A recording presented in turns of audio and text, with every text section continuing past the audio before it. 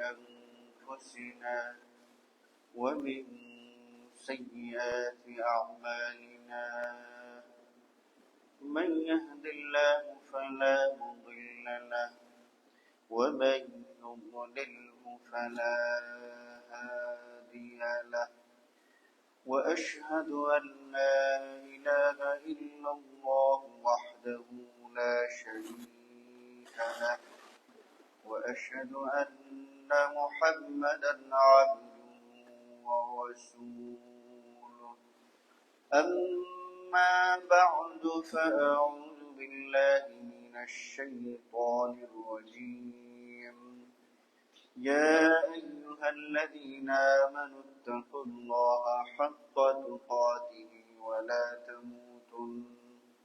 ولا تموتن إلا وأنتم مسلمون يا أيها الناس اتقوا ربكم الذي خلقكم من نفس واحدة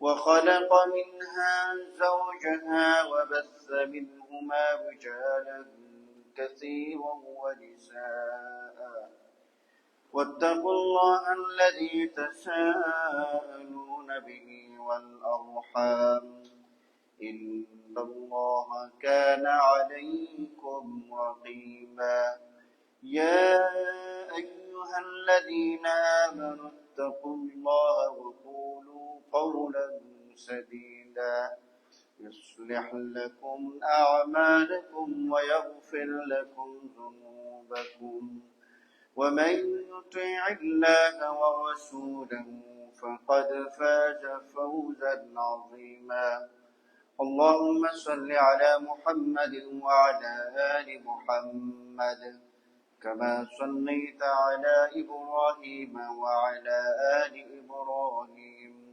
إنك حميد مجيد اللهم بارك على محمد وعلى آل محمد كما باركت على إبراهيم وعلى آل إبراهيم إنك حميد مجيد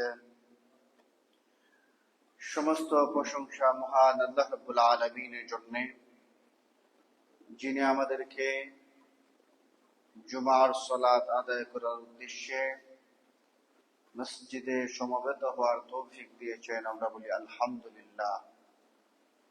দুরূদ ও সালাম প্রেরণ করছি বিশ্ব মানবতার মহান শিক্ষক রহমতুল লিল আলামিন মুহাম্মদুর রাসূলুল্লাহ সাল্লাল্লাহু আলাইহি ওয়াসাল্লামের উপর, যার আনিত বিধান অনুসরণ করার মাধ্যমে রয়েছে মানব জাতির জন্য ইহকালীন কল্যাণ এবং পরকালীন মুক্তি।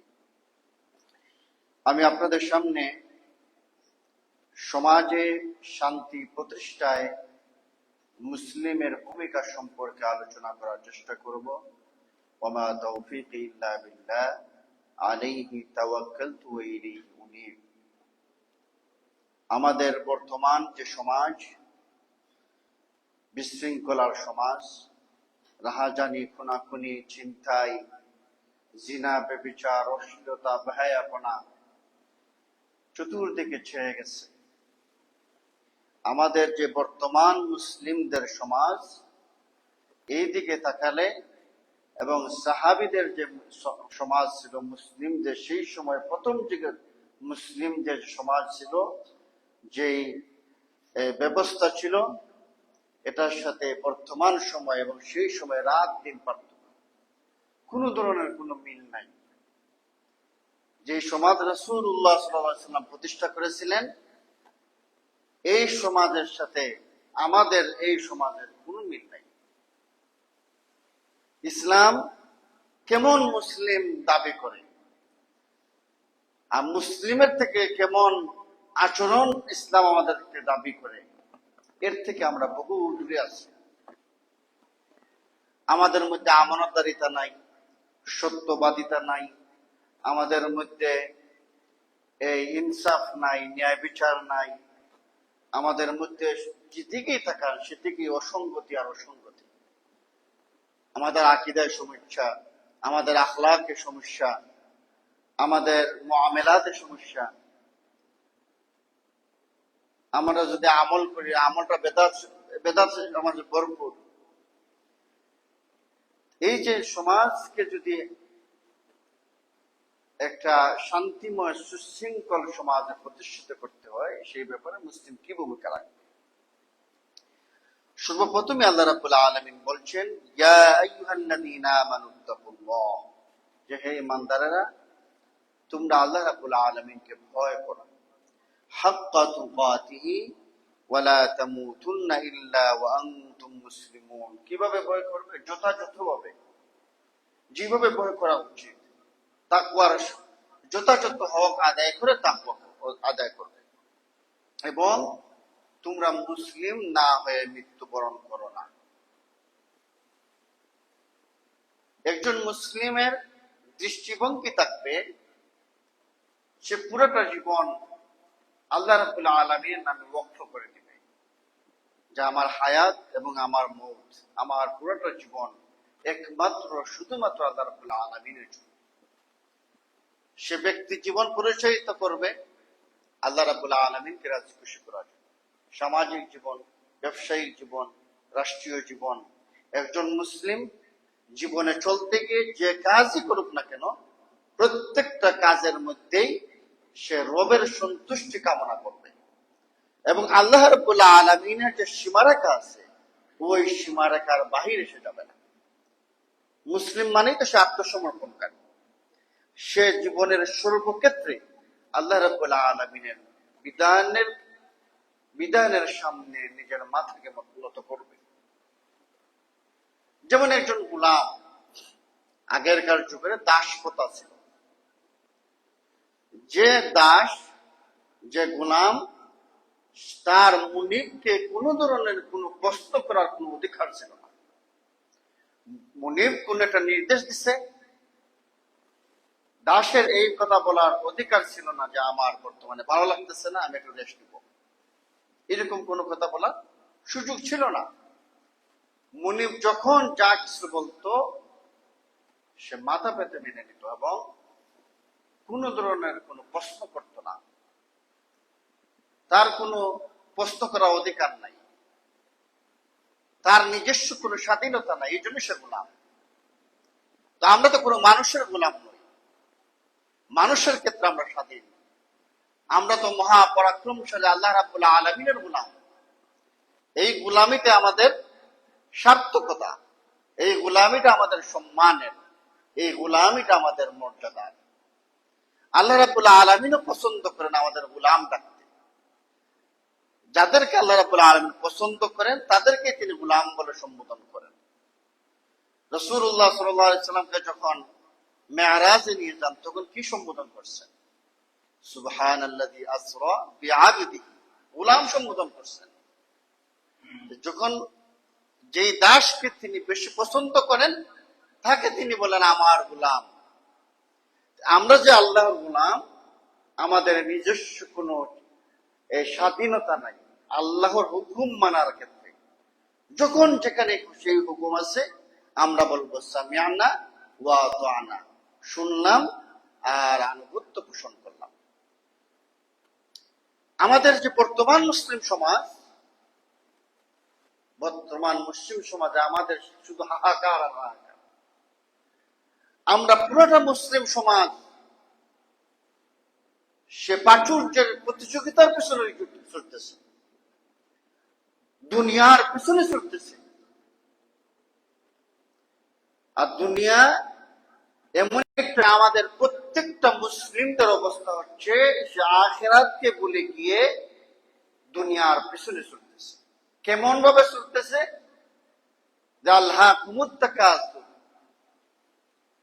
যে তোমাদেরকে বেশি বেশি পাওয়ার প্রতিযোগিতা, প্রাচুর্যের প্রতিযোগিতা তোমাদের মোহাচ্ছন্ন করে রেখেছে। হাত্তা যুরতুমুল মাকাবির, যতক্ষণ না তোমরা কবরে পৌঁছো। এই যে আমাদের প্রতিটা মুসলিমের অবস্থা কি, কে কিভাবে দুনিয়া কামাই করবে, কে কিভাবে ধনী হবে, কে কিভাবে সম্পত্তি অর্জন করবে, এই ধন কামাই করতে গিয়ে, দুনিয়া কামাই করতে গিয়ে হালাল হালামের কোনো বিচার নাই। আরেকজনের হক নষ্ট করতেছি কি কে করতেছে না, এই ব্যাপারে কোনো তোয়াক্কা নাই। ভাইয়ের হক মেরে খাইতেছে, তার প্রতিবেশীর হক মেরে খাইতেছে, তার আত্মীয় স্বজনের হক মেরে খাইতেছে, তারপরে সুদী ব্যাংকিং এর সাথে সে লেনদেন করতেছে, সুদের সাথে সম্পৃক্ত হচ্ছে, বিভিন্ন হারাম পেশায় সম্পৃক্ত হচ্ছে। কিসের জন্য? একটু ভালো খাওয়ার জন্য, একটু ভালো থাকার জন্য। এটা তো আমাদের মূল টার্গেট না, যে দুনিয়া আমাদের কামাই করতেই হবে, এটা তো আমাদের কোন টার্গেট না। দুনিয়ায় বড় লোক হওয়াই লাগবে, এটা তো আমাদের মূল টার্গেট না। লাউ কানা লি ইবনি আদম ওয়াদিউন মিন যাহাবিন আহাব্বু আন ইয়াকুনা লাহু ওয়াদিয়ান। বনি আদমকে যদি একটা উপত্যকা ভরা স্বর্ণ দেওয়া হয়, সে কামনা করবে আমার যদি আরেকটা উপত্যকা ভরা স্বর্ণ হতো, লক্ষ লক্ষ কোটি কোটি টাকার মালিক। তারপর তার আকাঙ্ক্ষা শেষ নাই, সে বলে যে আমার আরো কত টাকা হবে, আরো কত ধন সম্পত্তি হবে। এই সমস্ত মানুষ হচ্ছে অসুস্থ মানুষ। প্রতিটা মানুষের এটি আকাঙ্ক্ষা। এবং সমাজ, আমাদের সমাজ এরকম, আমাদের বর্তমান মুসলিম সমাজ, যার বেশি টাকা পয়সা আছে ওই লোককে তারা দেখে দেখে আসসালামু আলাইকুম দেয়, সম্মান মর্যাদার আসনে বসায়। অথচ রাসূলুল্লাহ সাল্লাল্লাহু আলাইহি সাল্লাম বলছেন, ইন্নাল্লাহা লা ইয়ানজুরু ইলা সুওয়ারিকুম ওয়া আমওয়ালিকুম ওয়ালাকিন ইয়ানজুরু ইলা কুলুবিকুম ওয়া আমালিকুম। যে আল্লাহ রাব্বুল আলামিন তোমাদের চেহারা সুরত দেখেন না, তোমাদের ধন দৌলত দেখেন না, ওয়ালাকিন ইয়ানজুরু ইলা কুলুবিকুম ওয়া আমালিকুম, তোমাদের কলবের অবস্থা দেখেন এবং তোমাদের আমালের অবস্থা দেখেন। একজন মুসলিমের কাছে সম্মানিত ওই ব্যক্তি হবে যেই ব্যক্তি তাকওয়াবান, যেই ব্যক্তি পরহেজগার, যেই ব্যক্তি আল্লাহ রাব্বুল আলামিনকে ভয় করে চলে। আর আল্লাহ রাব্বুল আলামিনের কাছে কোন ব্যক্তি সম্মানিত? ইন্না আকরামাকুম ইনদাল্লাহি আতকাকুম। যে আল্লাহ রাব্বুল আলামিনের কাছে ওই ব্যক্তি বেশি সম্মানিত যার কাছে তাকওয়া আছে। যার তাকওয়া যত বেশি, সে আল্লাহ রাব্বুল আলামিনের কাছে তত বেশি সম্মানিত। আমাদের সমাজের মুসলিমদের অবস্থা কি? যে পর্যায়ে যত বড় বেশি বড় নেতা, তার পিছনে তত বেশি মানুষ ছুটে। তিনি সরকার দলীয় নেতা, এই জন্য তার পিছনে ছুটতেছে। তিনি বিরোধী দলীয় নেতা, এই জন্য তার পিছনে মানুষ ছুটছে। তার ক্ষমতা আছে, পাওয়ার আছে, তার ধন দৌলত আছে, এই জন্য তার পিছনে ছুটতেছে এবং তাকে মর্যাদার আসনে আসন দিতেছে। এবং এইভাবে দেখে দেখে সালাম দেওয়া, দেখে দেখে সম্মান দেওয়া, এটা কিয়ামতের আলামত। আমাদের মুসলিম সমাজের এই অবস্থা। অথচ রাসূলুল্লাহ সাল্লাল্লাহু আলাইহি ওয়াসাল্লাম বলছেন, মান আসবাহা মিনকুম আমিনান ফি সিরবিহি, যে তোমাদের মধ্যে কোন ব্যক্তি, তোমরা যদি ওই রকম যাও, মান আসবাহা মিনকুম আমিনান ফি সিরবিহি, যে তোমাদের মধ্যে যে সকাল করলো ওই অবস্থায় যে তার পরিবারের মধ্যে নিরাপত্তার সহিত আছে। এই যে আমাদের মুসলিমদের অবস্থা কি? আমাদের নাই, আমাদের হাহাকার, আমাদের শুকুর গুজার, আমরা শুকুর গুজার হই না।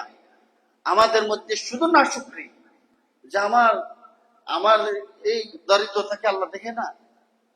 অথচ তার মধ্যে কত কিছু আছে।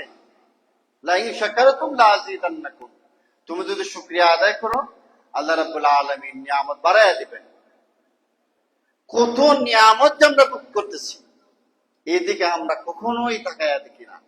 শুধু খালি হিসাব করে যে আমার তো পাশের বাড়ির মানুষে 2 তলা বিল্ডিং করে ফেলছে, আর আমার তো টিনের ঘর এখনই আছে, আর পাশের ঘরের মুরব্বীর ছেলে তো লন্ডন পাঠিয়ে ফেলছে, আর আমার ছেলেটা তো কিছু করতে পারলাম না। এই যে এটা হা উদাস, শুধু হা উদাস, শুধু হা উদাস, নাই কি নাই খালি চিন্তা করে দেখছে। তো রাসূলুল্লাহ সাল্লাল্লাহু আলাইহি ওয়াসাল্লাম বলছেন, মান আসবাহা মিনকুম আমিনান ফি সিরবিহি, যে তোমাদের মধ্যে কেউ সকাল করলো এই অবস্থায় যে তার পরিবারের মধ্যে নিরাপদ। একটু তাকায় দেখেন তো সারা বিশ্বের দিকে গাজার মুসলিমদের অবস্থা কি, ফিলিস্তিনের মুসলিমদের অবস্থা কি? সে কি তার ঘরে আমার আপনার মতোই তো মুসলিম, সে কি তার ঘরে নিরাপদ? তার স্ত্রী সন্তান নিয়ে সে রাত্রিতে ঘুমাইতে গেছে, সকালবেলা দেখতে পারে নাই, বম্পিং করে তাকে মেরে ফেলছে। আপনি আরাকানের মুসলিমদের অবস্থা দেখেন, সে কি তার ঘরের মধ্যে নিরাপদ, নাকি তার ঘর বাড়ি ছেড়ে দিয়ে সে বাংলাদেশে আশ্রয় নেওয়া লাগছে? তেমনি ওই সিরিয়া, ইয়েমেন, বিশ্বের বিভিন্ন জায়গায় মুসলিমদের অবস্থা দেখেন, তার নিরাপত্তা নাই। কখন জানি বম এসে অথবা অনেক পৃথিবীর এমন জায়গা আছে বম্পিং করে তাকে মেরে ফেলতেছে, আবার ঘর থেকে তার সন্তানকে তুলে নিয়ে যাচ্ছে, তার স্ত্রীকে তুলে নিয়ে যাচ্ছে, তার সন্তান সুন্দরী মেয়েকে তুলে নিয়ে যাচ্ছে। আমাদের কি এমন অবস্থা আছে? তাইলে আমরা আমরা আমাদের ঘরের মধ্যে নিরাপদে আছি, নিরাপত্তার সহিত আছি, একটা ঘর আছে থাকার মতো। পৃথিবীতে অসংখ্য মানুষ এমন আছে যাদের থাকার মতো কোন ঘরই নাই, রাস্তাঘাটে শুইতেছে। কখনো কি বলছেন যে আলহামদুলিল্লাহ, যে আল্লাহ আমাদের একটা নিরাপত্তার সহিত রাখতেছেন? ও নিরাপদে রাখেন নাই, স্ত্রী সন্তান সহিত নিরাপদে আছি, আলহামদুলিল্লাহ, কত শুকরিয়া আল্লাহ। আপনি দেখেন রাসূলুল্লাহ সাল্লাল্লাহু আলাইহি ওয়াসাল্লাম বলছেন, লা তাকুমুস সাআ হাত্তা ইয়াকুলু লা ইলাহা ইল্লাল্লাহ। ততক্ষণ পর্যন্ত কিয়ামত সংঘটিত হবে না যতক্ষণ পর্যন্ত লা ইলাহা ইল্লাল্লাহ বলার মতো একজন ঈমানওয়ালা মানুষ জীবিত থাকবে। সুবহানাল্লাহ। তাহলে আপনি একটু চিন্তা করে দেখেন তো, এই যে আমি নিজে ঈমানওয়ালা, আপনি নিজে ঈমানওয়ালা, আপনি লা ইলাহা ইল্লাল্লাহ পড়ছেন, এই কলিমা পড়ছেন, শুধু আপনি জীবিত আছেন, পৃথিবীর আর কেউ জীবিত নাই মুসলিম হিসাবে, শুধু সবাই কাফের। একটু চিন্তা করে দেখেন, আপনি যদি জীবিত থাকেন আর পৃথিবী যদি আর কোন মুসলিমও জীবিত না থাকে, শুধুমাত্র আপনার জন্যই আল্লাহ রাব্বুল আলামিন দুনিয়া ধ্বংস করবেন না। অর্থাৎ আপনার জন্য সূর্য উঠবে, আপনার জন্যই আলো বাতাস দিবে, আপনার জন্য আল্লাহ রাব্বুল আলামিন দুনিয়ার ইন্তজাম ঠিক রাখবেন, দুনিয়াকে ধ্বংস করে দিবেন না। এখন চিন্তা করে দেখেন তো, যে একজন ঈমানওয়ালা মানুষের কত মূল্যায়ন। প্রতিদিন সূর্য উঠতেছে আমার জন্য, প্রতিদিন আমাকে আলো দিচ্ছে সূর্য আমার জন্য, এই গাছ গাছালি পাক পাকালি, এই যে এত এত নিয়ামত শুধুমাত্র আমার জন্য। একটু বলেন আলহামদুলিল্লাহ, সুবহানাল্লাহ। মান আসবাহা মিনকুম আমিনান ফি সিরবিহি মুআফান ফি জাসাদি। এমন অবস্থায় সে সকাল করলো, এমন অবস্থায় সে সকাল করলো, সে সুস্থ, চোখ দিয়ে দেখতেছে, হাতে কাজ করতেছে, পা দিয়ে হাঁটতে পারতেছে, পেটে ব্যথা নাই, সুস্থ অবস্থায় আছে। আপনি নিরাপত্তায় আছেন কিনা নাই, অনিরাপদ থাকলে আপনি নিরাপত্তা কত বড় নিয়ামত এটা আপনি বুঝতে পারবেন। আপনি সুস্থতা কত বড় নিয়ামত আপনি কখন বুঝতে পারবেন? যখন অসুস্থ হবেন। প্রত্যেক মানুষেরই অসুস্থতা আসে, অসুস্থ হলে বোঝা যায় এটা কত বড় নিয়ামত। কত হাজার হাজার মানুষ হসপিটালে দৌড়াইতেছে, হাজার হাজার মানুষ ক্যান্সারে আক্রান্ত, হাজার হাজার মানুষ কত ধরনের কত রোগে আক্রান্ত। আল্লাহ রাব্বুল আলামিন আমাকে সুস্থতা দিয়েছেন। আজকের দিনের জন্য তার ঘরে খাবার মজুদ আছে, তার কাছে আজকের এই দিনের জন্য খাবার মজুদ আছে। পৃথিবীর সর্বশ্রেষ্ঠ মহামানব মুহাম্মদুর রাসূলুল্লাহ সাল্লাল্লাহু আলাইহি সাল্লাম, আমরা তার শানে গজল গাই, আমরা তার জন্য জীবন দিতে প্রস্তুত, আমরা তার বিধান অনুযায়ী তার জীবন পদ্ধতি অনুসরণ করে চলি। তাকে জীবনের সবকিছুর চাইতে বেশি ভালোবাসি, তার জন্য আমরা জীবন দিতে প্রস্তুত। ঠিক আছে না? আমরা তো মোহাম্মদুর রাসূলুল্লাহ সাল্লাল্লাহু আলাইহি ওয়াসাল্লামের জন্য, এখনো যদি কেউ মোহাম্মদুর রাসূলুল্লাহ সাল্লাল্লাহু আলাইহি ওয়াসাল্লামকে নিয়ে সামান্যতম কটুবাক্য বলে, মুসলিমরা কি কেউ ঘরে বসে থাকে? না, এটা রাসূলুল্লাহ সাল্লাল্লাহু আলাইহি ওয়াসাল্লামের জন্য ভালোবাসা। সাহাবায়ে কেরাম এরকম ভালোবাসা ছিল, এমনকি তারা জীবন দিয়া দিয়েছেন রাসূলুল্লাহ সাল্লাল্লাহু আলাইহি ওয়াসাল্লামের জন্য। এমন ভালোবাসা, মুহাব্বত ছিল। আমাদের এখনো রাসূলুল্লাহ সাল্লাল্লাহু আলাইহি ওয়াসাল্লামের জন্য মুহাব্বত আছে। যার মুহাব্বত নাই, যার ভিতরে রাসূলুল্লাহ সাল্লাল্লাহু আলাইহি ওয়াসাল্লামের প্রতি মুহাব্বত না থাকে, শুধু মুহাব্বত থাকলে হবে না, শুধু মুহাব্বত থাকলে হবে না, মুহাব্বত হওয়া লাগবে। লা ইউমিনু আহাদুকুম হাত্তা আকুনা আহাব্বা ইলাইহি মিন ওয়ালিদিহি ওয়া ওয়ালাদিহি ওয়ান নাসি আজমাইন। কিরকম মুহাব্বত হওয়া লাগবে? আপনার সন্তানের চাইতে বেশি মুহাব্বত হওয়া লাগবে, মা বাবার চাইতে বেশি মুহাব্বত হওয়া লাগবে। শুধু তাই নয়, নিজের চাইতেও বেশি মুহাব্বত হওয়া লাগবে, তারপরে আপনি মুমিন। যদি পৃথিবীর সমস্ত কিছুর চাইতে মুহাম্মদুর রাসূলুল্লাহ সাল্লাল্লাহু আলাইহি ওয়াসাল্লামকে বেশি ভালো না বাসেন, তাহলে মুমিনই হতে পারবেন না, ঈমানদারই হতে পারবেন না। তাহলে এই ভালোবাসা আমাদের আছে কিনা? রাসূলুল্লাহ সাল্লাল্লাহু আলাইহি ওয়াসাল্লাম এই ভালোবাসা আমাদের আছে? যে দাবি, আমরা চেষ্টা করি এরকম ভালোবাসা। রাসূলুল্লাহ সাল্লাল্লাহু আলাইহি ওয়াসাল্লামের পরিবার কেমন ছিল? মাসকে মাস যেত ঘরের মধ্যে রাসূলুল্লাহ সাল্লাল্লাহু আলাইহি ওয়াসাল্লামের পরিবারে চুলার মধ্যে আগুন জ্বলত না। তিনি প্রায় সময় তার স্ত্রীদেরকে বলতেন, ঘরে খাবার কিছু আছে? ওনারা জবাব দিতেন, না, ঘরে তো খাবার কিছু নাই, তাহলে আমি সিয়াম রেখে ফেললাম। রাসূলুল্লাহ সাল্লাল্লাহু আলাইহি ওয়াসাল্লাম কখনো টেবিলে বসে খান নাই, এমনকি প্লেটেও খান নাই। তিনি মাটিতে দস্তারখানার মধ্যে খাবার রেখে খেতেন, এবং তিনি বলতেন, আমি ওইভাবে বসি যেইভাবে একজন গোলাম বসে, আমি গোলামের মতো বসি, আমি একজন গোলাম, এই জন্য গোলামের মতো বসি। সুবহানাল্লাহ। তো রাসূলুল্লাহ সাল্লাল্লাহু আলাইহি ওয়াসাল্লামের ঘরে দিনকে দিন যেত ঘরের মধ্যে খাবার নাই। আমাদের কি এরকম অবস্থা হয়েছে? দিনকে দিন যাচ্ছে, ঘরে কোনো খাবারই নেই। একদিন হযরত আবু বকর রাদিয়াল্লাহু তাআলা আনহু এবং ওমর রাদিয়াল্লাহু তাআলা আনহু ঘর থেকে বের হয়ে আসছেন। দুপুর বেলা প্রচন্ড উত্তপ্ত গরম, এই সময় সাধারণত মানুষ ঘর থেকে বের হতো না। রাসূলুল্লাহ সাল্লাল্লাহু আলাইহি ওয়াসাল্লাম ঘর থেকে বের হয়ে এসে দেখলেন আবু বকর রাদিয়াল্লাহু তাআলা আনহু এবং ওমর রাদিয়াল্লাহু তাআলা ঘরের বাইরে।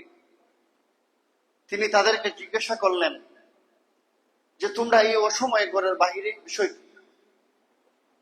তারা বললেন, হে আল্লাহর রাসূল সাল্লাল্লাহু আলাইহি ওয়াসাল্লাম, আমাদের ঘরে কোনো খাবার নাই, আমরা ক্ষুধার্ত, আমরা ক্ষুধার যন্ত্রণায় আমরা ঘর থেকে বের হয়ে আসছি, কিছু যদি খাবারের কোনো ব্যবস্থা হয়, এই জন্য ঘর থেকে বের হয়ে আসছে। এই যে আমাদের মুসলিম সমাজ, আমাদের কি এরকম কোনো অবস্থা হয়েছে কোনোদিন যে ঘরে কোনো খাবারই নেই, একটা বিস্কুটও নাই, মুড়িও নাই, আর ঘর থেকে বের হয়ে এসছেন? এরকম কোনো অবস্থা হয়েছে? এরকম কোনো অবস্থা তো হয় না। রাসূলুল্লাহ সাল্লাল্লাহু আলাইহি ওয়াসাল্লাম বললেন, ওই সত্তার শপথ, যেই সত্তার হাতে আমার প্রাণ, তোমরা যেই কারণে ঘর থেকে বের হয়ে আসছো, আমিও সেই কারণেই ঘর থেকে বের হয়ে আসছি। অর্থাৎ আমিও ক্ষুধার্ত, আমার ঘরে কোনো খাবার নেই। দুইজন সাহাবীকে নিয়ে রাসূলুল্লাহ সাল্লাল্লাহু আলাইহি ওয়াসাল্লাম তিনি গেলেন আবু আইয়ুব আনসারী রাদিয়াল্লাহু তাআলা আনহুর বাড়িতে। তিনি তাদের দেখে খুবই খুশি হলেন যে আজকে আমার মতো এত সৌভাগ্যবান ব্যক্তি আর কেউ নাই, যে আমার ঘরে স্বয়ং মুহাম্মদুর রাসূলুল্লাহ সাল্লাল্লাহু আলাইহি ওয়াসাল্লাম মেহমান। তিনি তাদের জন্য খাবারের ব্যবস্থা করলেন, দুধ পান করালেন, খেজুর খাওয়ালেন, তারপরে তিনি বকরি জবাই করে তাদের সামনে উপস্থাপন করলেন। এই খাবার শেষ করার পরে রাসূলুল্লাহ সাল্লাল্লাহু আলাইহি ওয়াসাল্লাম আবু বকর রাদিয়াল্লাহু তাআলা আনহু এবং ওমর রাদিয়াল্লাহু তাআলা আনহু উদ্দেশ্য করে বললেন যে, হে আবু বকর এবং ওমর, আমরা ক্ষুধার্ত ছিলাম, আমরা তৃষ্ণার্ত ছিলাম, আমাদের ঘরে কোনো খাবার ছিল না।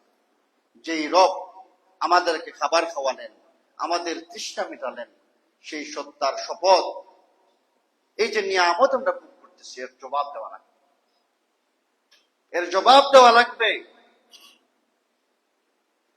রাসূলুল্লাহ সাল্লাল্লাহু আলাইহি ওয়াসাল্লাম বলছেন যে ইনদাহু কুতু ইয়াউমিহি, তার জন্য তার কাছে আজকের দিনের জন্য খাবার মজুদ আছে। তিনটা বিষয় কি? সে তার ঘরে নিরাপদ আছে। নিরাপদ যেটা নিয়ামত কখন বুঝবেন? গাজার মুসলিমদের দিকে তাকালে বুঝবেন, আরাকানের মুসলিমদের দিকে তাকালে বুঝবেন নিরাপত্তা কত বড় একটা নিয়ামত, সুস্থতা কত বড় নিয়ামত। অসুস্থ মানুষকে দেখতে যান, দেখেন সুস্থতা কত বড় একটা নিয়ামত। এই জন্য অসুস্থ মানুষকে দেখতে যাওয়াটা ইবাদত। তারপরে আজকের এই দিনের জন্য খাবার তার কাছে মজুদ আছে। রাসূলুল্লাহ সাল্লাল্লাহু আলাইহি ওয়াসাল্লাম বলছেন ফাকান্নামা হিজাত লাহু দুনিয়া, তাকে যেন দুনিয়া একত্রিত করে দেওয়া হয়েছে। সুবহানাল্লাহ। তারপর আমাদের শুকরিয়া নাই, আমরা আল্লাহ রাব্বুল আলামিনের শুকরিয়া আদায় করি না। তিনি আমাদের কিভাবে সুখ দিবেন, তিনি আমাদের শান্তিতে কিভাবে রাখবেন?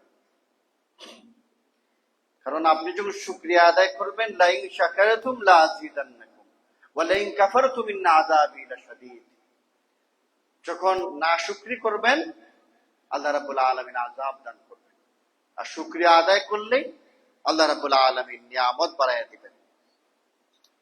এই জন্য আল্লাহ রাব্বুল আলামিন তিনি নির্দেশ দিচ্ছেন ইন্নাল্লাহা ইয়া'মুরু বিল আদলি ওয়াল ইহসান ওয়া ইতা'i যিল কুরবা ওয়া ইয়ানহা আনিল ফাহশা'i ওয়াল মুনকারি ওয়াল বাগই। নিশ্চয়ই আল্লাহ রাব্বুল আলামিন ন্যায় বিচার, সদাচরণ এবং আত্মীয়-স্বজনকে দান করার নির্দেশ দেন। আল্লাহ রাব্বুল আলামিন তার বান্দাদেরকে নির্দেশ দিচ্ছেন ন্যায় বিচার করার, তিনি নির্দেশ দিচ্ছেন মানুষের সাথে সুন্দর আচরণ করার জন্য, তিনি নির্দেশ দিচ্ছেন আত্মীয়-স্বজনকে দান করার জন্য। তিনি অশ্লীলতা, অসৎ কাজ এবং সীমালঙ্ঘন করতে নিষেধ করেন। তিনি আরো উপদেশ দেন যাতে তোমরা উপদেশ গ্রহণ করো। এই যে সমাজের মধ্যে আমাদের এই মুসলিম সমাজ, এত অশান্তি, এত রাহাজানি, এত খুনাখুনি, এত বিশৃঙ্খলা, এটা আল্লাহ রাব্বুল আলামিন নিজে বলছেন যে যারা ومن أعرض عن ذكري فإن له معيشة ضنكا ونحشره يوم القيامة أعمى, যারা আল্লাহ রাব্বুল আলামিনের জিকির থেকে, কুরআন থেকে মুখ ফিরিয়ে নিবে, তাদেরকে সংকীর্ণ জীবন দেওয়া হবে। আপনি মদিনার মুসলিমদের অবস্থা দেখেন, আমাদের মতো ক্ষুধার্ত ছিলেন, ওরা যেরকম ক্ষুধার্ত ছিলেন আমরা এরকম ক্ষুধার্ত না, অথচ শান্তির একটা সমাজ ছিল। আমরা কুরআন ছেড়ে দেওয়ার কারণে আল্লাহ রাব্বুল আলামিন আমাদেরকে সংকীর্ণতা, অশান্তি চাপিয়ে দিয়েছেন। আল্লাহ রাব্বুল আলামিন নিজে বলছেন এই যে আমরা কুরআনকে আমাদের সুবিধা মতো মানি, যেতটুকু সুবিধা কোরআন এতটুকু আমরা মানি, যেখানে আমাদের অসুবিধা হয় এটা আমরা মানি না, আমরা বিভিন্ন যুক্তি দেখাইয়া আমরা এটা বাদ দিয়া দিই। যেমন সালাত আদায় করতে হবে, এখানে কোরআন আমরা মানি, রাসূলুল্লাহ সাল্লাল্লাহু আলাইহি ওয়াসাল্লাম আদর্শ আমরা মানি। ব্যবসা করতে হবে, এই ব্যবসার ক্ষেত্রে আমরা কোরআন মানি না, রাসূলুল্লাহ সাল্লাল্লাহু আলাইহি ওয়াসাল্লামকে আদর্শ মানি না। একজন আলেম এরকম বলতেছে, আলেম ব্যবসায়ী, যে মিথ্যা কথা বলা ছাড়া তো ব্যবসা হয় না। ব্যাংকে লেনদেন করা ছাড়া তো ব্যবসা হয় না। এই যে আলেম সমাজ, যারা সমাজের আদর্শ হবে, এরাও সুন্দরভাবে ইসলামের আদর্শ সঠিকভাবে ফুটিয়ে তুলতে পারতেছে না। আলেম ব্যবসা করতেছে, সেও সুদি লেনদেন করে ব্যবসা করতেছে, ব্যাংক থেকে লোন এনে ব্যবসা করতেছে, মিথ্যা কথা বলে ব্যবসা করতেছে। দিনদার হিসেবে পরিচিত, লম্বা দাড়ি আছে, পাঞ্জাবি আছে, সেও মিথ্যা কথা বলে, সেও খাদ্য বেজাল দেয়। তাইলে কোরআনকে তার সুবিধা মতো মানতেছে, সলাতের মধ্যে মানতেছে, কিন্তু ব্যবসা মানতেছে না, বিবাহ সাদের মধ্যে মানতেছে না। এই যে সমাজে যৌতুক প্রথা আছে, ইসলামের শিক্ষা হচ্ছে একজন মেয়ের বাবার একটা টাকাও তার মেয়েকে বিবাহ দিতে খরচ হবে না। অথচ আমাদের সমাজে মেয়ের বাবা সবচেয়ে বেশি কষ্টের মধ্যে থাকে।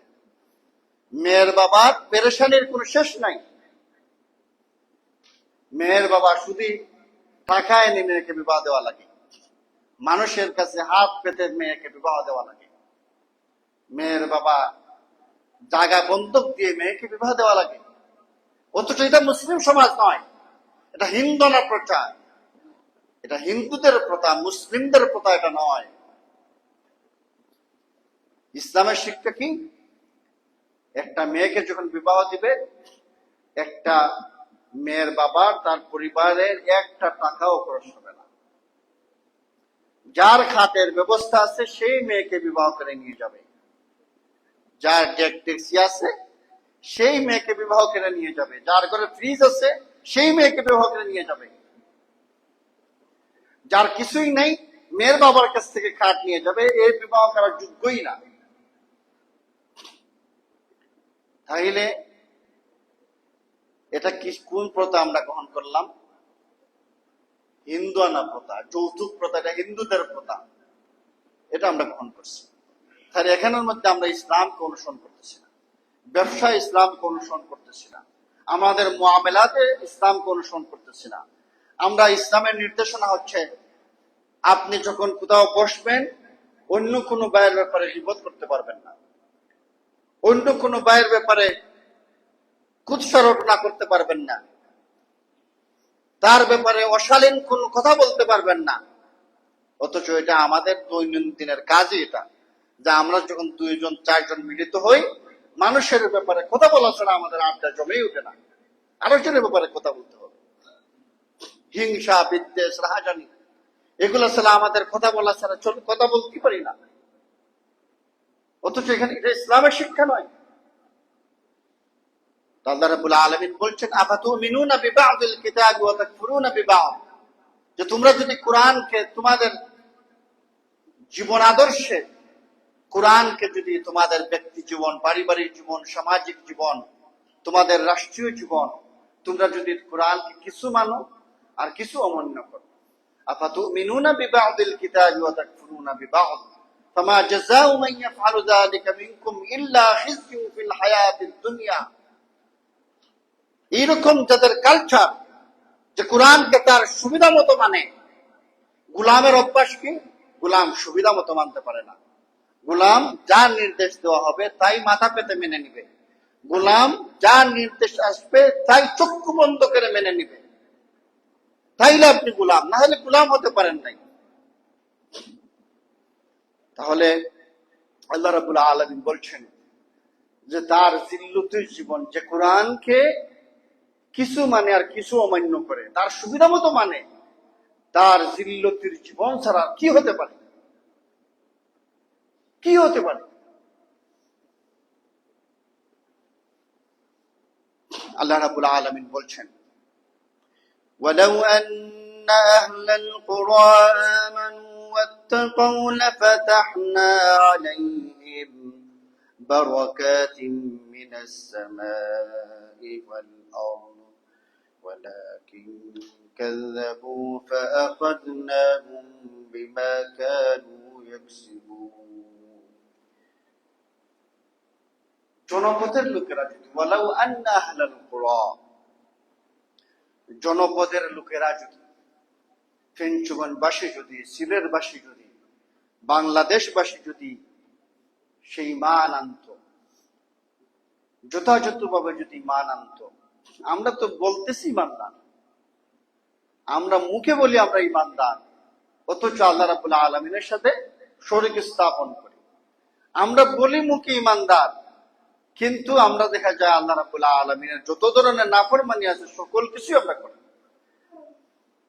আমরা মুখে বলি আল্লাহর প্রতি ঈমান আনছি, কিন্তু কাজে গিয়ে দেখা যায় আমরা ঈমানের দাবিতে আমরা সত্যবাদী নই।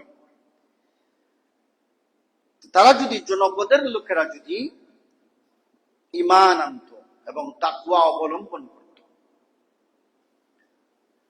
জনপদের লোকেরা যদি তাকওয়া ঈমান আনত আর তাকওয়া অবলম্বন করত,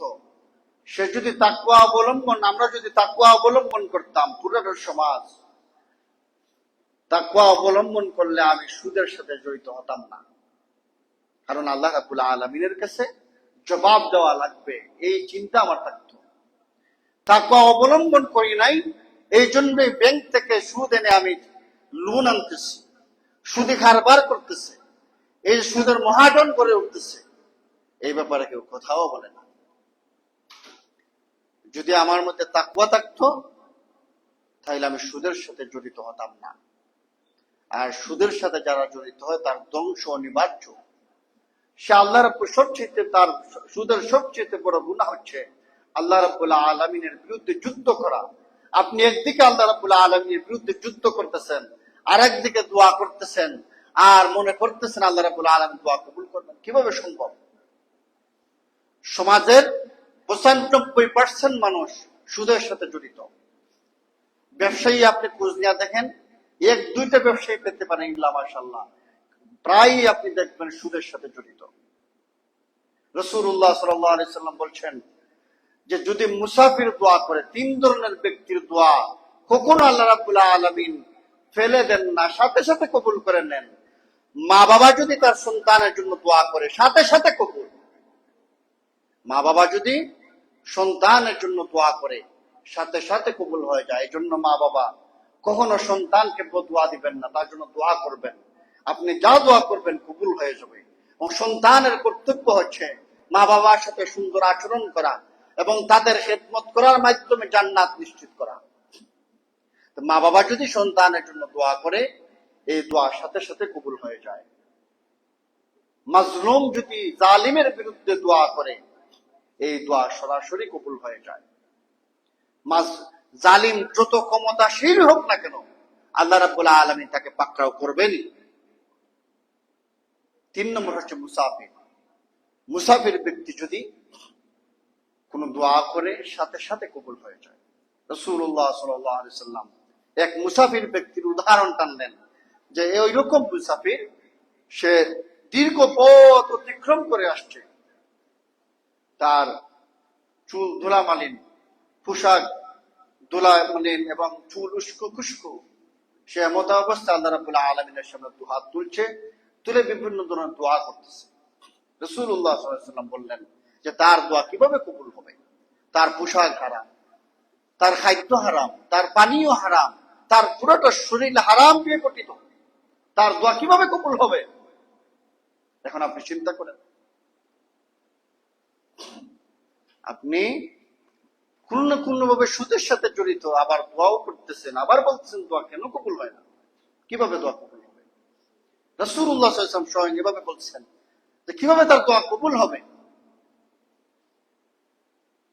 আমাদের যাদের এই বিভিন্ন ধরনের হারামের সাথে সম্পৃক্ততা আছে, আমাদের এর থেকে বের হয়ে আসতে হবে। এবং আপনার চিন্তা করার কোনো কারণ নাই যে আমি যে হারাম থেকে বের হয়ে আসবো, আমি চলবো কিভাবে। আপনার দুশ্চিন্তার কোনো কারণ নাই। আপনি তো এই কাজটা আল্লাহ রাব্বুল আলামিনকে ভয় করে ছেড়ে দিচ্ছেন। আল্লাহ রাব্বুল আলামিন আপনাকে পথ দেখাবেন।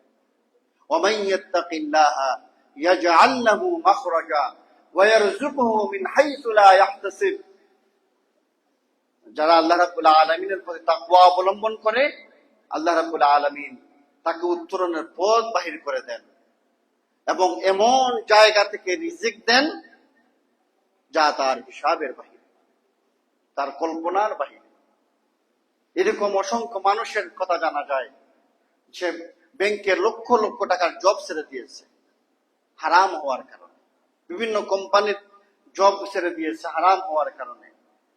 কোম্পানিতে দাড়ি রাখলে তাকে চাকরি থেকে ছেড়ে দিতে হয়, চাকরি ছেড়ে দিয়েছে কিন্তু দাড়ি কাটে নাই। ওইরকম মানুষ চলতেছে না। তো আল্লাহ রাব্বুল আলামিন বলছেন ওয়ালাউ আন্না আহলাল কুরা আমানু, যে জনপদের লোকেরা যদি ঈমান আনতো, ওয়াত্তাকাউ এবং তাকওয়া অবলম্বন করত, এই যে আমরা আমাদের জনপদের সবাই যদি ঈমান আনতো সঠিকভাবে এবং আল্লাহ রাব্বুল আলামিনকে যদি ভয় করে চলতো, তো ভয় করলে আমরা কি করতাম? সুদের সাথে জড়িত হতাম না। আল্লাহকে যদি ভয় করতাম তাহলে চাষ চলে বসে মানুষের গীবত চর্চা করতাম না। সেটা সুদ খাইতেছে, এটা তার একটা অপরাধ। আমি যে মুসল্লি মানুষ, নামাজি পরহেজগার মানুষ, আমি আবার চাষ চলে বসে গিয়া কত নিকৃষ্ট মানুষ, সুদের সাথে সুদ করলাম, সুদ। এটা নিয়ে আবার সমালোচনা, এই যে লোক করতেছে এটা তো হারাম করতেছে, সে মনে করতেছে খুব সওয়াবের কাজ করতেছে। আচ্ছা, সে যে সুদ করে দিচ্ছে, সে কি এমনি সুদ করে গেছে? সুদ করে কি সে একা হইতে পারবে? সম্ভব? তার তো কাস্টমার আছে, কাস্টমার না থাকলে তো সুদ করে হওয়া সম্ভব না। এই কাস্টমার কারা? এই আপনার মতো মুসল্লি তো কাস্টমার। এই যে এই সমাল কেস তাকে সুদ করে বলতেছে, ওই তো কাস্টমার। তাইলে দেখা যাচ্ছে আমরা সবাই এটার সাথে জড়িত।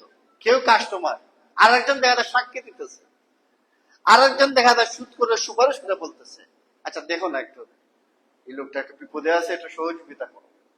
তাহলে সবাই তো একই সাথে একই অপরাধে অপরাধ। আবার আপনি যে সমালোচনা করতেছেন এটা অপরাধ। তাকওয়া যদি থাকতো তাইলে আমি চাষ চলে বসে মানুষের বিপদ করতাম না। তাকওয়া যদি থাকতো আমি মেয়েদের সাথে রাত্রির বেলা একাকি বসে মোবাইলে শুটিং করতাম না। তাকওয়া যদি থাকতো জিনায় জড়িত হতাম না। এটা আমাদের তাকওয়ার অভাবের কারণ। কারণ আল্লাহ রাব্বুল আলামিন দেখতেছেন এমন কোন জায়গা কি আছে যে যেখানে আপনি যত অন্ধকারই আপনি অপরাধ করেন তিনি দেখবেন না? এরকম কোন জায়গা আছে? ঈমান যদি আমার ওইরকম থাকে যে যত অন্ধকারেই থাকি না কেন আমাকে তো তিনি দেখতেছেন, তার দৃষ্টির বাহিরে তো যাওয়ার কোনো সুযোগ নাই। এমন কোন জায়গায় তো যাওয়ার কোনো সুযোগ নাই যা আল্লাহ রাব্বুল আলামিনের ইলমের বাইরে। তাইলে কি হতো? লাফাতাহনা আলাইহিম বারাকাতিন মিনাস সামাই ওয়াল আরদ, অবশ্যই আমি তাদেরকে তাদের জন্য আকাশ এবং পৃথিবী থেকে বরকতের দ্বার খুলে দিতাম। সুবহানাল্লাহ। জনপদের লোকেরা যদি ঈমান আনত এবং তাকওয়া অবলম্বন করত, আল্লাহর ভয় নিয়ে চলত। আল্লাহর ভয় আমাদের মধ্যে যে নাই এর প্রমাণ কি? আমাদের দৈনন্দিনের চলাফেরা, আমাদের অ্যাক্টিভিটিস আমাদের প্রমাণ করে আমাদের তাকওয়া নাই। তাকওয়া থাকলে আমি মিথ্যা বলতাম না। মিথ্যা বলা পাপ না? মিথ্যা বলা পাপ কিনা? তাইলে যদি তাকওয়া থাকে আমি পাপ এই মিথ্যা কথাকে বলতাম? তাকওয়া থাকলে আমানতের খিয়ানত করতাম না। তাকওয়া থাকলে ভাইয়ের সম্পত্তি গ্রাস করতাম না। তাকওয়া থাকলে আরেকজনের সাথে খারাপ আচরণ করতাম না। তাকওয়া থাকলে অশ্লীল বাক্য উচ্চারণ করতাম না। তাকওয়া থাকলে গীবত চর্চা করতাম না। তাকওয়া থাকলে আরেকজনের সাথে হিংসা বিদ্বেষ করতাম না।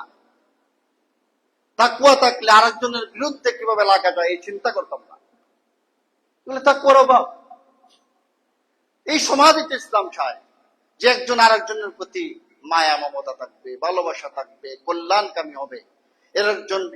একজনের বিপদে আরেকজন ছুটে আসবে, একজন আরেকজনের বিরুদ্ধে লেগে থাকবে। এই সমাজ তো ইসলাম চায় না। তাকওয়া যার মধ্যে থাকবে, যেই ব্যক্তি তাকওয়াবান, সে আরেকজনের সাথে খারাপ আচরণ করবে না, অসুন্দর আচরণ করবে না, কারো বিরুদ্ধে লেগে থাকবে না, কারো গীবত চর্চা করবে না। আরেকটা কালচার আমাদের সমাজের মধ্যে আছে, এটা হচ্ছে চুগলখুরির কালচার। এটা যেমন বোঝা যায় এই কাজ, যিনি চুগলখুর ওনাকে বোঝা যায় একজন হিতাকাঙ্ক্ষী মানুষ। যিনি চুগলখুর ব্যক্তি ওনাকে বোঝা যায় একজন ভালো মানুষ। আসলে ইনি মারাত্মক ধরনের একজন নিকৃষ্ট পর্যায়ের মানুষ, নিকৃষ্ট একটা কালচার। হয়তো সে বুঝতেছে না। যেমন এক ব্যক্তি তার অগোচরে আরেক ভাই সম্পর্কে কোনো কিছু বলছে,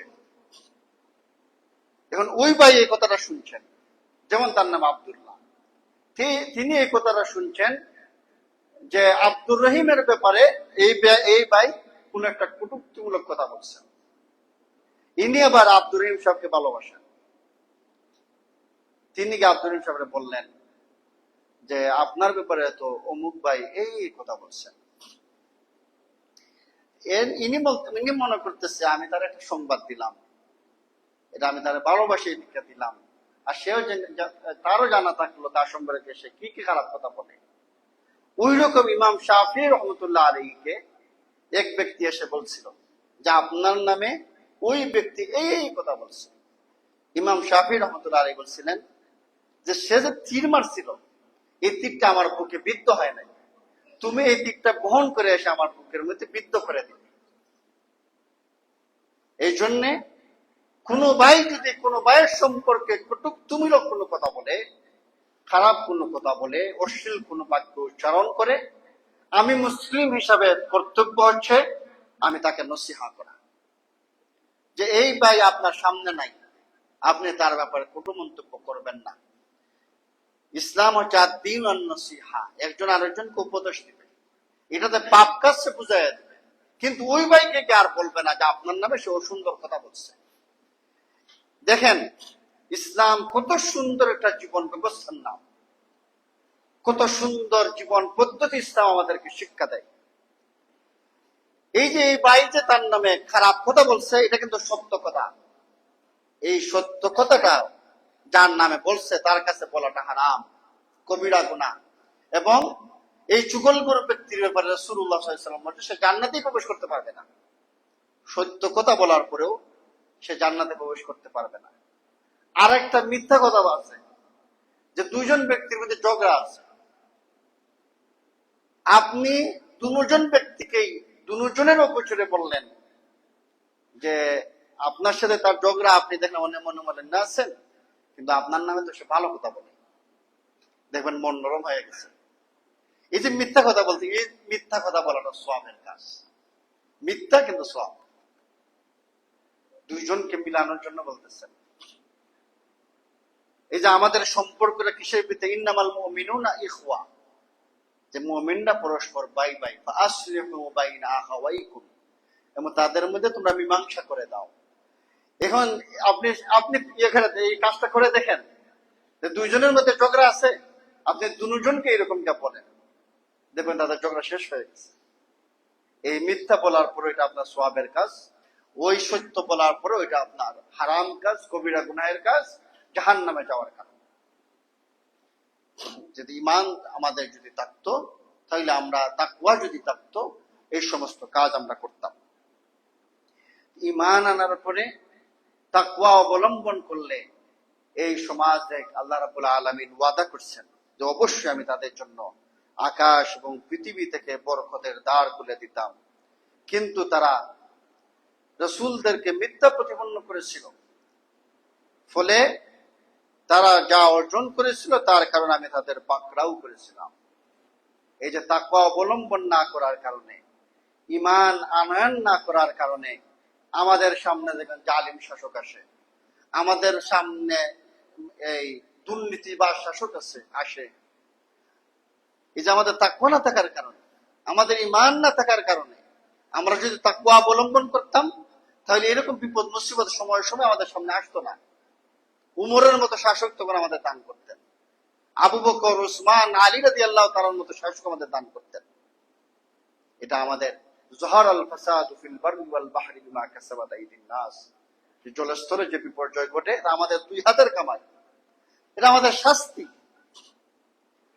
তো আল্লাহ রাব্বুল আলামিন আমাদেরকে যেই রকম ঈমান আনয়ন করার এবং যেই রকম তাকওয়া অবলম্বন করার কথা আল্লাহ রাব্বুল আলামিন বলছেন, ওই রকম ভাবে ঈমান আনার, তাকওয়া অর্জন করার, এবং কোরআন এবং সুন্নাহ যেই রকম মুসলিম হতে আমাদের বলে ওই রকম মুসলিম হওয়ার আল্লাহ রাব্বুল আলামিন তৌফিক দান করুন। আমরা বলি আমিন। ওয়া আখিরু দাওয়ানা আলহামদুলিল্লাহি রাব্বিল আলামিন।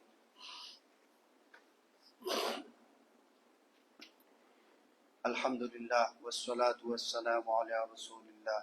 أما بعد فإن خير الحديث كتاب الله وخير الهدي هدي محمد صلى الله عليه وسلم وشر الأمور محدثاتها وكل محدثة بدعة وكل بدعة ضلالة وكل ضلالة في النار. قال الله تعالى: إن الله وملائكته يصلون على النبي يا أيها الذين آمنوا صلوا عليه وسلموا تسليما. اللهم صل على محمد وعلى آل محمد كما صليت على إبراهيم وعلى آل إبراهيم إنك حميد مجيد. اللهم بارك على محمد وعلى آل محمد كما باركت على إبراهيم وعلى آل إبراهيم إنك حميد مجيد.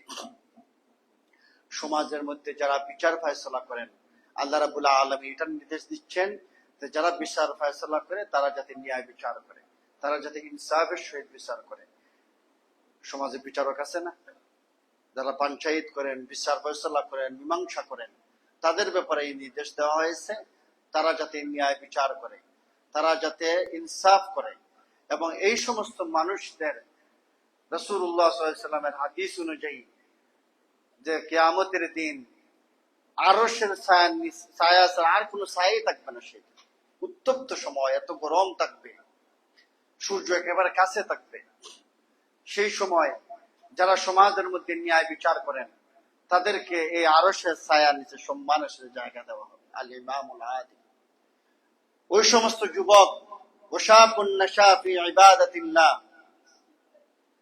যুবক বয়সে যারা ইবাদত বন্দেগীতে কাটায়, ফ্রি ফায়ার, তারপরে বিভিন্ন ধরনের গেম খেলে, লুডো খেলে সময় নষ্ট করে না, মেয়েদের সাথে আড্ডা দিয়ে সময় নষ্ট করে না, খেলাধুলার পিছনে সময় নষ্ট করে না, বিভিন্নভাবে হারামের সাথে জড়িত হয়ে সময় নষ্ট করে না, আল্লাহ রাব্বুল আলামিনকে রাজি খুশি করার জন্য সময় ব্যয় করে ইবাদত বন্দেগীতে কাটায়, ওই সমস্ত যুবককে আরশের ছায়ার নিচে জায়গা দেওয়া হবে। তো আমাদের যুবক, আমাদের মুসলিমদের যুবকের আদর্শ হয়ে গেছে মেসি, নেইমার, বিভিন্ন ধরনের মডেল হয়ে গেছে আমাদের আদর্শ। অথচ আমাদের আদর্শ হবেন মুহাম্মদুর রাসূলুল্লাহ সাল্লাল্লাহু আলাইহি ওয়াসাল্লাম, আমাদের জন্য উত্তম আদর্শ। আমরা তাকে অনুসরণ করব। এখন আমাদের যুবকরা চুলটাকে, তার চুল যদি স্টাইল করতে হয় রাসূলুল্লাহ সাল্লাল্লাহু আলাইহি ওয়াসাল্লামের মতো করবেন, মেসি নেইমারের মতো করবেন না। এই যে বিজাতীয়দের সংস্কৃতিকে অনুসরণ করতেছি আমরা, এটা তো মুসলিম সমাজের মধ্যে এটা কাম্য ছিল না। তার তো মডেল হবে আলী রাদিয়াল্লাহু তাআলা, তার তো মডেল হবে ওমর রাদিয়াল্লাহু তাআলা, তার তো মডেল হবে খালিদ বিন ওয়ালিদ রাদিয়াল্লাহু তাআলা। এরা তার মডেল হবে যারা ইসলামের জন্য তাদের জীবন, পুরোটা জীবন মিলিয়ে দিচ্ছে, এরা তার মডেল হবে। আমাদের মডেল কে হয়ে গেছে দেখেন, মুসলিম সমাজের এমন অধঃপতন, আমাদের নেশা, তারপরে আমাদের জুয়া, তারপরে যুব সমাজ বিভিন্ন ধরনের অপরাধের সাথে জড়িত। ওয়াশাবুন নাশা ফি ইবাদাতিল্লাহ, ওই সমস্ত যুবককে আরশের ছায়ার নিচে জায়গা দেওয়া হবে যারা যুবক বয়সে ইবাদত বন্দেগীতে কাটায়। ওয়ারাজুলুন কলবুহু মুআল্লাকুন ফিল মাসাজিদ, ওই ব্যক্তিকে আরশের ছায়ার নিচে জায়গা দেওয়া হবে যার হৃদয়টা মসজিদের সাথে ঝুলে থাকে, একবার সালাত আদায় করে গেছে, আরেকবার পেরেশানিতে থাকে, কান খাড়া করে রাখে, কখন আজান করবে, আরেকবার মসজিদে চলে আসবে। ওই ব্যক্তিকে আরশের ছায়ার নিচে জায়গা দেওয়া হবে। ওয়ারাজুলান তাহাব্বা ফিল্লাহি ইজতামা আলাইহি ওয়া তাফাররাকা আলাইহি, ওই রকম দুই ব্যক্তিকে আরশের ছায়ার নিচে জায়গা দেওয়া হবে যারা একে অপরকে আল্লাহ রাব্বুল আলামিনকে সন্তুষ্ট করার জন্য ভালোবাসত। ওয়ারাজুলুন তালাবাতহু ইমরাআতু যাতু মানসিবি ওয়া জামালিন ফাকালা ইন্নী আখাফুল্লাহ, সুন্দরী রমণী, বংশীয় মর্যাদাপূর্ণ নারী যদি তাকে আহ্বান করে, সে জবাব দেয় ফাকালা ইন্নী আখাফুল্লাহ, আমি আল্লাহকে ভয় করি। আর আমাদের অবস্থা হচ্ছে যুবকে ওই রকম হবে, সুন্দরী রমণী নারী যদি তাকে আহ্বান করে, সে জবাব দিবে আমি আল্লাহরে ভয় করি, তোমার সাথে আমার কথা বলার কোনো সুযোগ নাই। অথচ উল্টা ব্যবস্থা হয়ে গেছে, কিভাবে মেয়ের সাথে কথা বলা যায়, এইরকম দান্দার মধ্যেই থাকে। ওই সমস্ত ব্যক্তিকে আরশের ছায়া নিতে জায়গা দেওয়া হবে। যে ব্যক্তি ডান হাত দিয়ে দান করলে বাম হাত বলতে পারে না, এরকম গোপনীয়তার সহিত দান করে। ওয়াযাকারাল্লাহ খালিয়ান ফাফাদাত আইনাহু, ওই ব্যক্তিকে জান্নাত দান এই আরশের ছায়ার নিচে জায়গা দেওয়া হবে। যে ব্যক্তি একাকী বসে আছে, জাহান্নামের কথা মনে করে, আল্লাহ রাব্বুল আলামিনের আযাবের কথা মনে করে, তার চক্ষু দিয়ে টপ টপ করে পানি পড়তেছে। জাহান্নামের কবরের আযাবের কথা মনে করতেছে, করে চক্ষু দিয়ে টপ টপ করে পানি পড়ে। শেষ সাথীতে দাঁড়ায় আল্লাহ রাব্বুল আলামিনের সামনে, ইসরিফ আন্না আযাবা জাহান্নাম, আমাদের কাছ থেকে জাহান্নামের আগুনকে সরাইয়া নেন, এইভাবে কান্নাকাটি করে। ওই রকম ব্যক্তি যারা আল্লাহ রাব্বুল আলামিনের ভয়ে চক্ষু দিয়ে পানি বেয়ে পড়ে, ওই ব্যক্তিকে আল্লাহ রাব্বুল আলামিন আরশের ছায়ার নিচে জায়গা দিবেন। আল্লাহ রাব্বুল আলামিন আমাদেরকে তাকওয়া অবলম্বন করার, আল্লাহ রাব্বুল আলামিন আমাদেরকে সঠিকভাবে ঈমান আনয়ন করার তৌফিক দান করুন, আমরা বলি আমিন। কুরআন এবং সুন্নাহ অনুযায়ী জীবনযাপন পরিচালিত করার তৌফিক দান করুন, আমরা বলি আমিন। কারণ এটা হচ্ছে দুনিয়া, এটা হচ্ছে খেলতামাশার জায়গা, দুকার জায়গা, এটা অস্থায়ী জায়গা, এটা চিরকাল থাকার জায়গা, এখান থেকে চলে যেতে হবে। এই জন্য আমাদের আখিরাতের সামান নিয়ে চলে যেতে হবে এবং সব সময় আমাদের সার্বক্ষণিক ইস্তেগফারের মধ্যে থাকা লাগবে। সার্বক্ষণিক আমাদের মধ্যে আমরা যে চলে যাওয়া যে লাগবে, প্রত্যেকটা সালাতে যখন আসবো ওই যে চিন্তা থাকবে এই সালাতই যেন শেষ সালাত, ওই সালাতই যেন শেষ সালাত, এইভাবে সালাতটা আদায় করতে হবে। তাহলে দেখবেন সালাতের মধ্যে মনোযোগিতা আসবে। আল্লাহ রাব্বুল আলামিন তৌফিক দান করেন। আমাদের মধ্যে যারা অসুস্থ আছে আল্লাহ রাব্বুল আলামিন সুস্থতা দান করেন। আমাদের মধ্যে যারা বিপদ মুসিবতে আছে আল্লাহ রাব্বুল আলামিন তাদের বিপদ মুসিবত দূর করে দেন। আমাদের মধ্যে যারা যে পেরেশানিতে আছে আল্লাহ রাব্বুল আলামিন তাদের সেই পেরেশানি দূর করে দেন। আমাদের হালাল ইনকাম করার তৌফিক দান করেন, হারাম থেকে বেঁচে থাকার তৌফিক দান করেন। আমাদের মধ্যে যারা ঋণগ্রস্ত আছে তাদের ঋণ থেকে মুক্তি দান করেন। আমাদের মধ্যে যারা কবরস্থ হয়ে গেছে তাদের কবরকে জান্নাতের বাগান বানিয়ে নেন। আমাদের এই মসজিদকে যারা টাকা পয়সা দিয়ে, শ্রম দিয়ে, বুদ্ধি দিয়ে যে যেভাবে সহযোগিতা করতেছে আল্লাহ রাব্বুল আলামিন সবাইকে কবুল করে নেন। রব্বানা তাকাব্বাল মিন্না ইন্নাকা আনতাস সামিউল আলিম ওয়া তুব আলাইনা ইন্নাকা আনতাত তাওয়াবুর রহিম। ইন্নাল্লাহা ইয়া'মুরু বিল আদলি ওয়াল ইহসান ওয়া ইতা'i যিল কুরবা ওয়া ইয়ানহা আনিল ফাহশাই ওয়াল মুনকারি ওয়াল বাগই ইয়া'iযুকুম লা'আল্লাকুম তাযাক্কারুন। فاذكروني أذكركم واشكروا لي ولا تكفرون.